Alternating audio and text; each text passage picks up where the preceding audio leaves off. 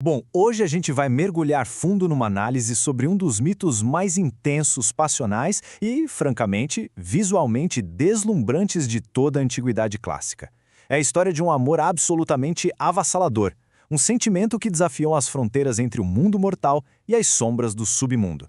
Uma narrativa que tem de tudo: romance divino, avisos letais ignorados e consequências fatais. Então, vamos direto ao ponto e desvendar essa história fantástica, o trágico mito de Vênus e Adonis.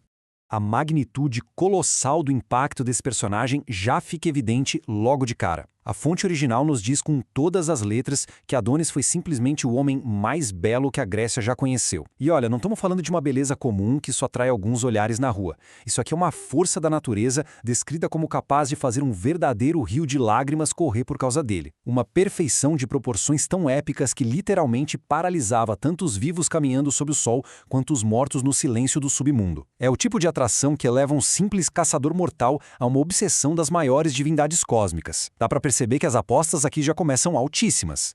E os registros descrevem o Adonis quase como uma obra de arte viva, que respirava. Um rosto com feições que pareciam milimetricamente esculpidas pelo melhor dos artesãos com contornos impecáveis. Cabelos dourados escorriam como luz por ombros firmes e supermusculosos. O fascínio que ele exalava era tão absurdo que não existia uma única ninfa naquelas florestas que não quisesse desesperadamente alisar aqueles cabelos. Ele era a própria personificação da juventude e do vigor, caminhando despreocupado pelos bosques.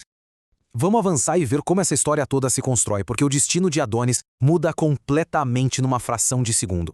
Tudo começa num cenário divino superdoméstico. Vênus, a toda-poderosa deusa do amor, está lá conversando com o filho dela, o Cupido, quando avista o caçador. Nesse exato momento, ela esbarra numa daquelas flechinhas do Cupido e arranha o próprio peito.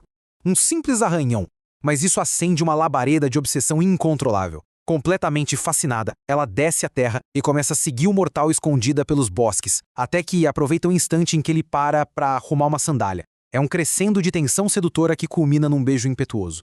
É até engraçado visualizar a deusa do amor tentando brincar de esconde-esconde no meio da mata fechada. Vênus desce e tenta se esconder atrás do tronco de um teixo, que é uma árvore de casca bem rugosa e marrom avermelhada.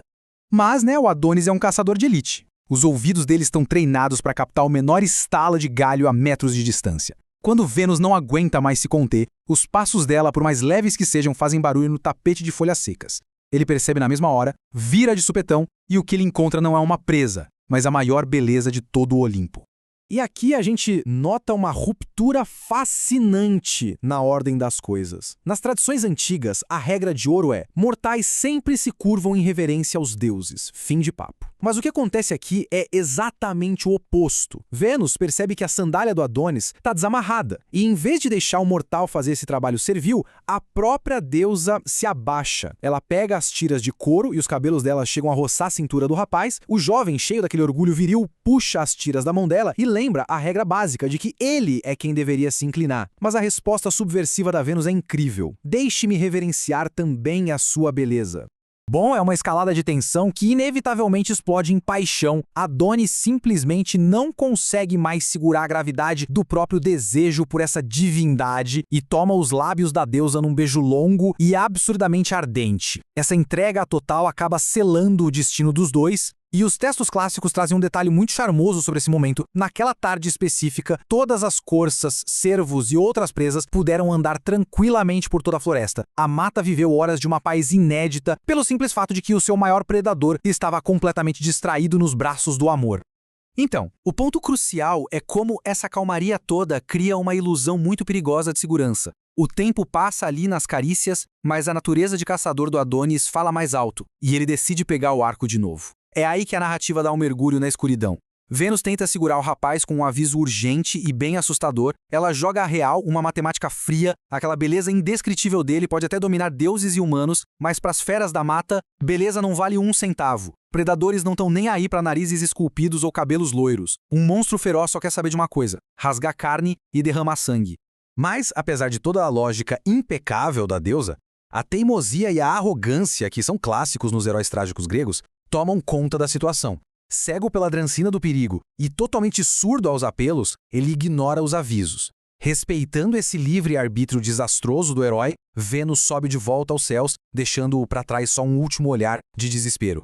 E o Adonis, no auge do orgulho juvenil, mergulha de cabeça no coração da mata escura com os cachorros dele, empolgadaço para sentir de novo aquele arrepio violento da caçada.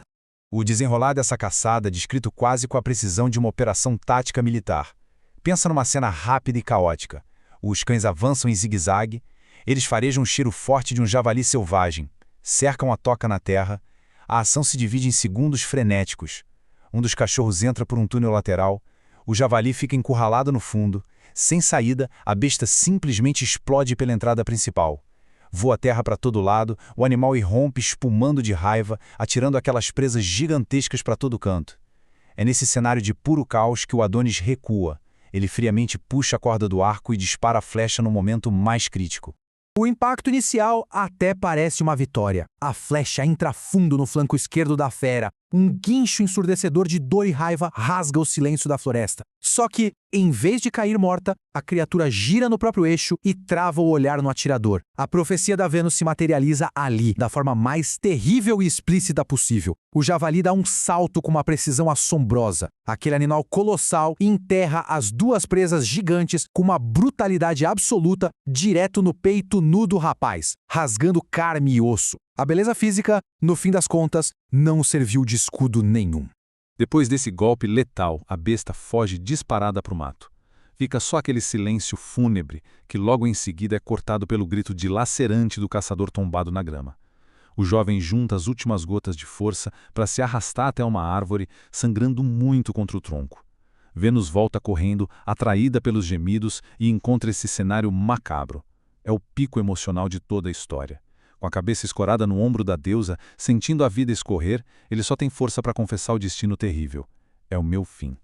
E a deusa imortal, completamente impotente para salvar a vida dele, só pode chorar até secar as lágrimas. Desse luto inconsolável que manchou a terra, brota uma poesia visual de um peso mitológico enorme. Ali onde as gotas de sangue do Adonis tocaram o chão, nascem flores de um vermelho muito escuro, imitando a cor do sangue derramado. E é exatamente assim que os antigos explicavam a origem das anêmonas. Mas tem um detalhe botânico nessa flor que funciona como uma metáfora perfeita e dolorosa para a existência do rapaz. Elas têm um ciclo de vida muito, muito curto. Quase no mesmo instante em que desabrocham para enfeitar o mundo, qualquer ventinho mais forte já é suficiente para arrancar as pétalas. É uma beleza intensa, profunda, mas estruturalmente frágil e muito efêmera. Mas a história não acaba aí. O mortal mais deslumbrante da Grécia não ia simplesmente sumir no esquecimento, né? A morte física do Adonis foi só o começo do caos. A sombra do rapaz desce para as névoas frias do Hades. E lá embaixo, a cena da superfície meio que se repete. Como num transe coletivo, as almas de incontáveis mortos param de se lamentar só para ficar encarando o caçador, que ainda carrega no espírito as marcas daquele javali. Essa combinação magnética chama a atenção de ninguém menos que a temível rainha dos mortos. Proserpina fica totalmente cativa da visão e na mesma hora decreta que o Adonis é o protegido dela. Só que aceitar a derrota não fazia parte da natureza de Vênus de jeito nenhum. Dominada pela dor, ela quebra todas as regras do Olimpo. Ela ultrapassa os limites do próprio domínio e desce literalmente ao inferno para buscar a alma do Adonis de volta. Chegando lá, ela dá de cara com uma parede divina.